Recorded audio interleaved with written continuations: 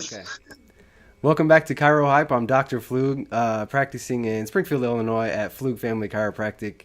And I'm very excited today because I get to have a conversation with my very good friend, Dr. Matthew Budavich. Hey, Dr. Pflug, good to see you again. I'm excited to be here. I practice out of the state of Virginia, and I just got my acupuncture certification, which is pretty cool. And so the first thing I wanted to go over with you is just the general diagnosis of low back pain. Being chiropractors, obviously we see a ton of low back pain. And would you mind explaining maybe how you go about examining a patient with just common low back pain? Okay. So first thing I do is, of course, a good detailed history. You want them to come in and tell you exactly what happened, for how long, as much information as possible, because that's going to give you a lot for what you're going to be looking for in your examination and kind of what comes about in your examination. Sure. By the time they're done with the detailed history, you want to have at least 4 or 5 things in your head rolling for differential diagnosis on what you think, because they might think it's low back pain. They might think it's sciatica, and I get that a lot. People come in, oh, I got that thing coming down my leg. I think it's sciatica. My friends told me it's sciatica, but, you might examine them and, determine that actually it's SI joint dysfunction, or, it might be sciatica, or it might be, an L4 nerve root encroachment. So patient history is very important. So after I do a detailed history of the patient, I already have my differential diagnosis. From there, it's pretty much just trying to solve the puzzle on, am I right on these 4 to 5 things? Or as I start to examine them, doing reflexes, sensation, muscle testing. If things don't start to add up, then I'm going to have to start thinking of some other things that it could be. And normally, once you do the neurologic testing and then the orthopedic testing, it's pretty easy to determine exactly what they have, and the rest of the time you're thinking, well, what's the best treatment options for this patient? Right. I like where you're going with the examination factors. And just to clarify, so the nerves coming, we're talking about low back, so the nerves coming out of your lumbar spine, well, spinal cord, carry sensation and motor. And so when Dr. Budavich said he tested sensation, that's when we're using the pinwheels to make sure you're feeling sharpness. And after you feel that sensation, we test motor. And that's when we do the muscle testing for your lower extremities. We're testing glutes, we're testing quads, hamstrings, calves, and then also the ankle dorsiflexors, plantar flexion, eversion, inversion. A lot goes into these exams, and I just wanted to clarify the sensory and then the motor aspects that come from the nerve of the lumbar spine. Right. I mean, that nerve fiber incorporates all of those nerves. It's not like they're separate nerves or separated in half or whatever. It really depends on what is encroaching on that nerve and what is developing from an anatomy standpoint. Because if you have something encroaching on the sensory nerve or a sensory part of that nerve, then of course you're going to have sensation changes. But if you have something that is pushing or messing with the motor form of the fibers of the nerve, then of course you're going to have loss of function for motor terms. Absolutely. And then as far as general diagnosis of low back pain goes, we know from the research that a majority, actually 97% of low back pain is of mechanical nature, meaning not from cancer, not from visceral or organ dysfunction or infection, but of actual mechanical structural causes. And then of that 97%, we know that 70% of that is from strictly a lumbar strain. So that's straining the muscles in the low back. And that's a fairly interesting concept because what I think most people use this for is to get out of pain, but I like to think of it as more complex than that. I like to think people come to chiropractors knowing that they will probably eventually get out of their low back pain no matter what they do, but they come see us to get rid of it quickly, to speed up their recovery. Right. I would agree with that, and I think that's a very valid point. Unfortunately, I'd say that sometimes we don't get to see the patient until months later in treatment, and they've tried shots, they've tried medications, they've tried different kinds of things in the medical realm, which sometimes help, but just don't eliminate the problem. And then they come in and see the chiropractor, and that simple mechanical problem that maybe wasn't alleviated by some sort of muscle relaxer or pain reliever or steroid, they come into the chiropractic office, and then you assess, oh, it is mechanical in function, but then the long-term nature of their pain and the chronicity of their pain includes with it, unfortunately, sometimes psychological aspect of pain. When you have pain for so long, then you start to get affected emotionally and mentally as well. So those are things that we have to learn how to deal with. It's not just people are coming in and we're saying, oh, we're going to adjust this person and leave. But sometimes people need to realize that they're not going to have this problem forever. A lot of patients will come in and they say, oh, yeah, I have a bulging disc and I'm always going to have a bulging disc and it's always going to be a problem in my life. And unfortunately, they do believe that stuff. And we need to be the providers who meet them halfway and say, that's not necessarily true. And why? And kind of give them a piece of their life back. Sure. Man, and you know what? Like, I hear that a lot. I have this nerve inflammation, or I have this sciatica, I have this disc problem, and I'm always going to have it. There's nothing you can do. There's nothing any chiropractor can do. And, without just confronting them immediately and turning it to a bad situation, I just would like to remind people that, chiropractors are experts of the spine. We're experts of everything involved coming to and from the spine. So if you don't know a good chiropractor, or if you're not familiar with chiropractic type of education, I would definitely recommend getting familiar with that. Right. I agree with you, Ian, especially since you need to find a good doctor that has your best interests in mind, no matter what profession it is. And I think as chiropractors, we need to be those people that we point people in the right direction. Chiropractic doesn't fix everything. And I might be burned at the stake for saying that, and maybe you could edit this out. But chiropractic doesn't fix everything. And when I see my patients, my first visit, I always tell them that, in 6 to 8 visits, I want to see where you're at. I want to see how we're doing. I want to see if we need to change up the treatment plan. Because if I can't be effective at changing or helping you, then I want to send you to someone who can. And we also need to be humble in the fact that we can't help every single person. And where we draw the line is important. Because if it was your mom or your friend or someone you knew that you truly cared about, you would send them where they needed to go. And I believe that every patient deserves that treatment. Absolutely. And being a chiropractor, I like to think of it as, of course I'm a chiropractor, but I'm also a health consultant. So I have a very wide grasp on what treatments are out there as far as conservative treatments go, as far as medical treatments go, and then the varying degrees of both conservative and medical treatment.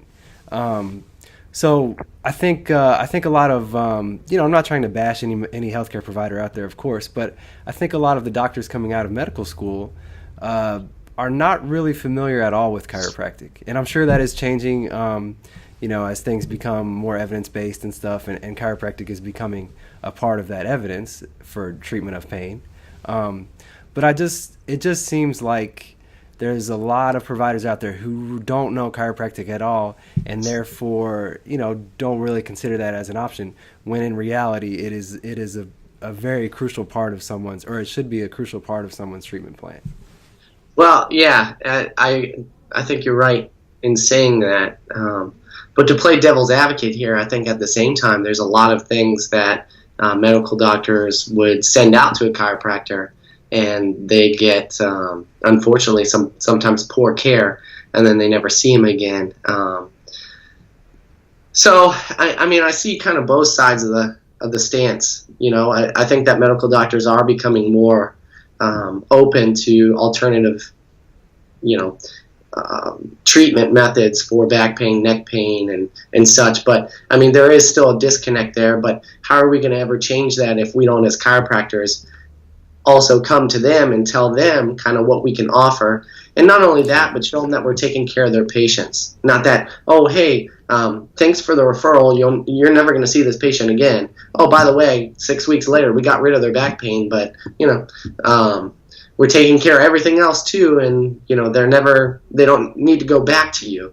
I think it's appropriate to take the patient on, get them better, and send them back to their primary care who referred them and say, hey, this is what we did as a chiropractor. This is what we're good at. So if you have any other cases like that, send them our way. Right, exactly. And then just to nail down this idea of a healthcare consultant, or like a health consultant. So when a patient comes into my office with a problem, there's, a medical doctor is never too far away to use as a referral. And what that means is that I'm not too proud. I don't consider everything I do to just be a cure-all for every type of ailment out there. So knowing that my care will be a trial to see if, okay, does this patient need to be referred to a medical doctor for cortisone shots, for maybe consultation for a surgical intervention.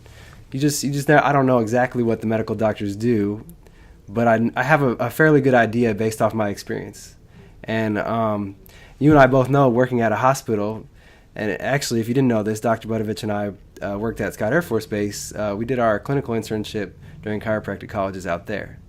And so I feel like we are two integrated doctors. We are integrated into the medical model of healthcare. We're integrated into our biopsychosocial model of healthcare. It's just it's a complex thing, and what I meant by healthcare consultant is that we're kind of these people that know both sides of healthcare. Of course, we think you should start with conservative care, but we're never too proud to call a medical doctor. Sure.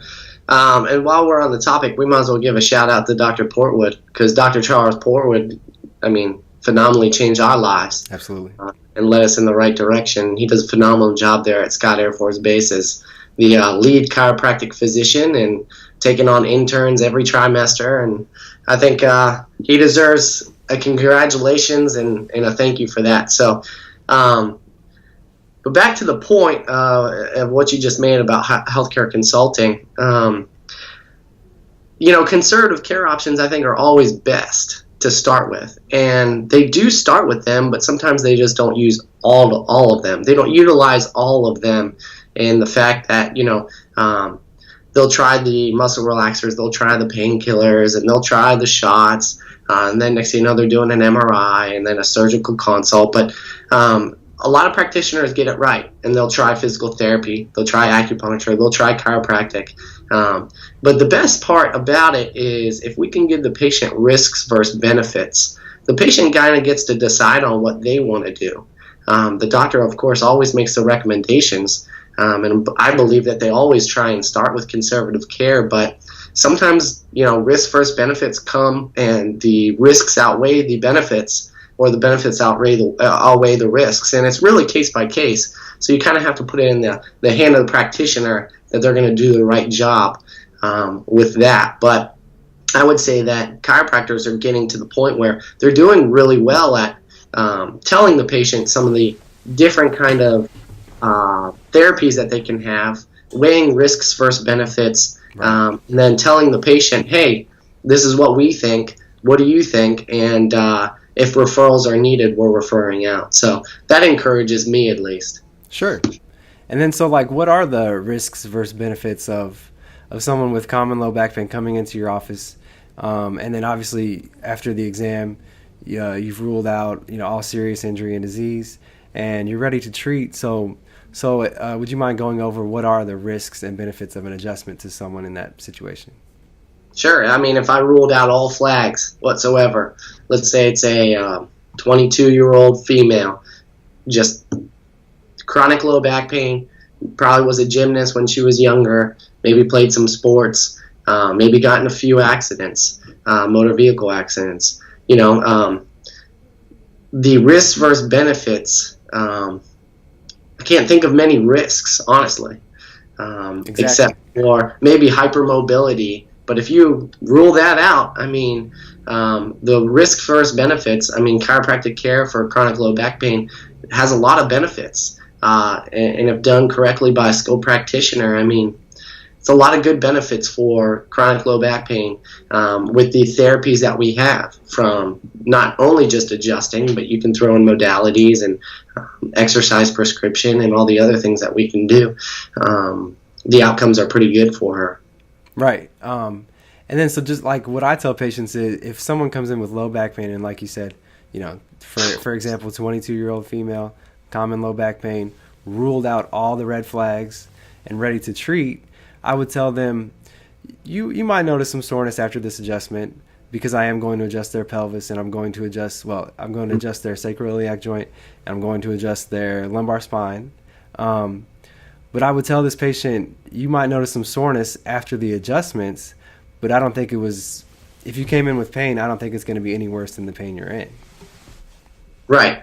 I mean, research states, as we know, that the most common side effects for chiropractic manipulation is little headache, minor headaches, and minor soreness. Right. I mean, of course, we got to remember this is physical medicine. We're moving the patient around, and we're, you know, getting joints moving that maybe haven't been moving for some time. So there are muscular changes and joint changes that happen over time. And so, yeah, soreness can be a side effect to that. Hold on. While we're on the topic, Dr. Pflug, I'd like to ask you about your product of the week that's coming out. So I know you do a lot of standard process stuff, and I'm not trying to throw you off guard here, but I have a lot of patients who ask me about standard process. I'm not as well versed in it as you, but I get a lot of questions about this product here. Good, Catalin. So why don't you go over some of the just general benefits of taking Catalin and what it's used for, and kind of how you prescribe it in your practice? Sure. Well, it's a multivitamin to start off with, so it's in nearly every recommendation I make for a patient wanting to improve their health through nutrition. And second of all, I'd like to mention that brand, Standard Process, is no joke. That is the highest quality supplement company I know of, and I think there's a lot of chiropractors and other providers that stand behind that statement as well. I first heard about them at my chiropractic college. I went to Logan, so Standard Process is they're a sponsor of Logan, but that's kind of how I found out about them. Logan appreciates their care, and they respect what they do enough to bring them into their school. So I think that's good grounds to stand on as well. And then what makes these supplements so special and so high quality is because they're whole food supplements that are cold pressed down. They're grinded down and cold pressed into an actual capsule.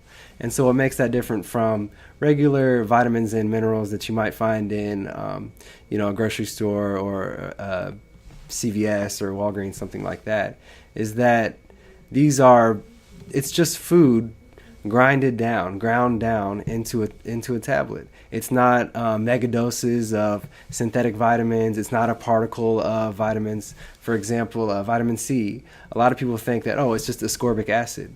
Well, if you actually took a look at the whole complex of the vitamin C, you would see that ascorbic acid is really just the shell. It's really just the container of all the minerals and vitamins that actually make up vitamin C. And I guess that's a pretty good example to start with. All of these it's not all gluten-free, but you can find gluten-free supplements within the Standard Process brand. All these supplements are non-GMO, they're all organic, and they use some animal parts as well, which I really like because, take vitamin D, for example. They use particles of liver from cows and other animals to actually give us real vitamin D instead of, like I mentioned, synthetic or tampered with processed chemicals. So you got involved in Logan. You said that you talked about Catalin and Standard Process being whole food supplementation, but so how do you incorporate that in your practice? So do you do from start to finish? Is that a separate exam for you, or is that a separate thing for you, or is that incorporated in every patient that walks into your door? You kind of get nutrition along with, chiropractic along with. So how's that work when you walk into that white door behind you? Oh, well, it's simple. I leave it up to the patient. So if someone comes in for a chiropractic exam, they're expecting to be adjusted, I might mention that, it would be a good idea to help combat your high inflammation levels with, certain supplements, or, like you said, taking a very detailed history. That's kind of when I pick up on, okay, I'm thinking in the back of my mind, quickly, it doesn't take long since I have experience doing this now, but I'm thinking in the back of my head, okay, they could probably use this supplement. They could probably use, something for stomach acid if one of their complaints is gastroesophageal reflux disease. Or if someone is taking certain medications, I kind of start thinking, okay, they could use maybe a nervotropin supplement if they're on like a gabapentin, or something that's just totally wrecked if they're on an SSRI, something that's just totally wrecked their dopamine levels in their brain.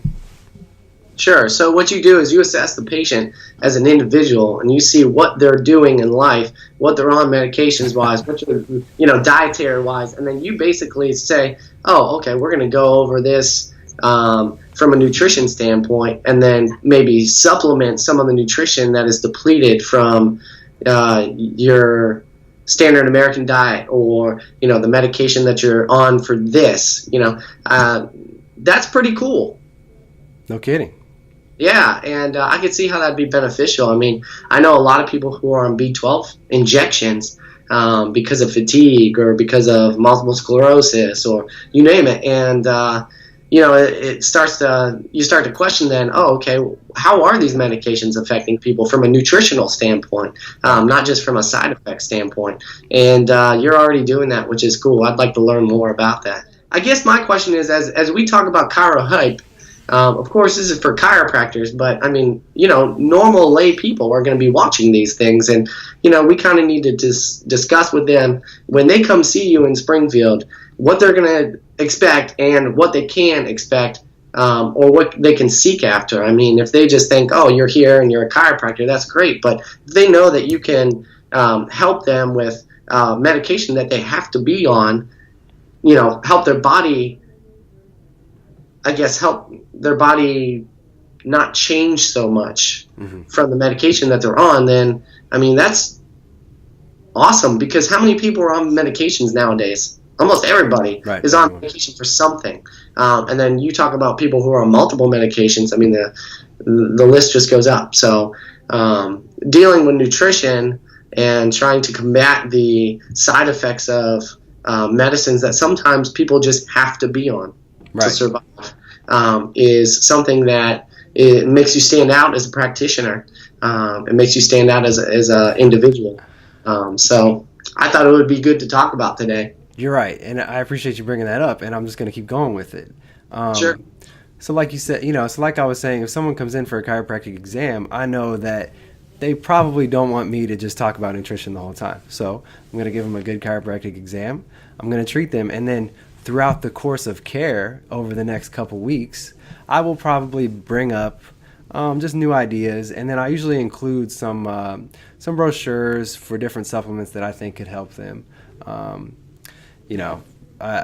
If someone is dealing with a lot of sugar cravings and they're trying to lose weight, obviously those don't go together, because if you're craving a lot of sugar, your metabolism is wrecked and you're probably not going to lose a ton of weight, or at least in the time that you want to. So I might just throw in a brochure on a supplement that helps block those sugar cravings right there at the tongue. So it can be something as simple as that, because you're right, my overall goal is to combat this standard American diet. This diet is truly sad. It's toxic. It's all processed foods. That's why I saw someone write the other day on social media that they were like, remember, this is supplementation. You should eat foods first, and mostly eat foods, and don't just rely on your supplements. It's truly just a supplement to the overall, eating habit. However, if you're living on this if you're living on the standard American diet, you're getting very little vitamins and nutrients. And so, just to bring it back to Catalin, that's a very good place to start. I don't, I wouldn't expect to see a ton of change just taking a multivitamin, and so that's when I would recommend that someone comes in for just a nutrition exam. So I do separate them, but if they want to take a multivitamin, of course, I think it's better than any other multivitamin out there, and it's fairly reasonably priced too. It's probably even cheaper than what you might be buying in the grocery stores, but Sure. but yeah, I think finding out the right way to approach this whole nutrition dysfunction, because there's many subsystems. So that's why I need that nutritional exam to kind of find out. Yes, you're having an overall nutrition problem that you want me to help you with, but I need to narrow down which subsystem you need help with. Is it you need help with most? Because often it's many. Is it adrenal? Is it sugar handling? Is it colon, like lower digestive area? Is this Right. is this a liver, gallbladder, biliary problem? Right. There's just so many subsystems. Well, there's a few. Sure, and I think we're telling our listeners here that it's a little more complex than just going on, the website yourself and just ordering whatever you think is needed as a patient. That's why healthcare practitioners like yourself and like me are needed to help figure out what products are best for root cause of issues and root cause of deficiencies. But if we could go back to low back pain. You asked me a question about chronic low back pain and manipulation and risk versus benefits. Well, I want to ask you from a nutrition standpoint, say that 22-year-old girl came in, what kind of supplements from Standard Process would you prescribe or would you advise to help her heal better, heal quicker, and maybe give her some of the nutrient depletions that she as a person may have? Sure. And of course, this isn't a prescription for every chronic low back pain patient, but what are some of the most common, I guess, supplements that you see are needed in that situation? Yeah. So I'd like to help with her inflammation levels right off the bat. So I think she needs to be taking some form of high grade fish oils. Standard Process uses cod liver oils, and there's a couple others, but I'm probably most familiar with cod liver oils. I think those would help reduce the inflammation, maybe clear things up in the structural area where pain is coming from, remove that inflammation, give the anatomy the right amount of room to work with, and she would probably notice less pain off that. I like the idea of taking just a multivitamin like Catalin to ensure that she's getting all of her electrolytes. There's some calcium in there. Yeah, I don't think I would recommend too much because, again, someone who comes in with just this, acute, subacute, low back pain, they're going to get better with spinal adjustments. Sure. And then, of course, you examine her by dietary methods, and then you establish maybe some dietary changes that she could do. Like if she's drinking soda every meal, maybe stop the soda and substitute with water. Exactly, yeah. And again, So- that's all fighting inflammation, but yeah, keep going. Sure, yeah. I mean, and that's just a quick example because I get that a lot, especially down in Virginia. Sweet tea is people's water. They think, oh, hey, there's water in tea. And it's like, not the same, but, I love them anyway. So, education of patients, and that's something that we could talk about for a full hour. And maybe that's what our next topic will be is patient education and how important it is as chiropractors to educate our patients in certain things in life, dietary-wise, lifestyle-wise, to help manage their life, not only manage their life, but we want to keep people going. We don't want to keep people coming to us. So if we can give things that will help patients along the way to longevity-wise, then that's what chiropractic is about, bottom line. So, anyway, No, So, yeah, I've mentioned this idea before. Is this patient responsibility, and I've said this before too. That's what I love most about chiropractic is we get to be on the ground floor and educate a person the correct way, and it feels so good to watch them make a change in their lifestyle and then get better from that change. You know what I mean? And this isn't. You and I have spoken before about are there any original thoughts left? You know, this isn't something that I came up with. This is something that I've tested myself. This is something that I've known for years, and every time I use it with patients, it just reinforces my belief in whatever I'm talking about even further. sure, sure. And I think as my closing remarks come, I can say that, I don't know it all, but I mean, I'm definitely trying to get out there education-wise, to be better every day and to treat my patients better every day because the core root of it is caring for a population of people. You can't force somebody into caring, and you can't teach them how to care. But if you have that instilled in you, then and you want to care for a population of people, then you're going to do these things. And I hope that one day I do become a great practitioner. I think I'm on my way, but you got to keep striving out there, and you got to keep trying to push yourself to be better, so that we can really help people and change the world, for lack of a better saying. But No, absolutely, and it's difficult because information seems like it's constantly changing. New research is Sure. always coming out. Sure. But I think that's why you just kind of have to find something that you're good at and stick to your guns. Find something that you wholeheartedly believe in, and that way, when you're actually using this care, when you're providing this care in your office, you know that the patient is getting their money's worth. You know that their patient is going to find some form of relief. What you're doing is effective, and that's truly what it's all about. Because, like you said, a lot of compassion comes into being a chiropractic physician, a practitioner. You must have compassion, because if you don't wholeheartedly care about what you're doing and who you're treating, then it's not going to be good treatment. The patient's not going to come back, and you're going to go out of business. And that's exactly how it goes. Is that it? Yeah, that's I'm pretty sure that's the rundown for running out of business. You don't care, the patient doesn't come back, and you go out of business.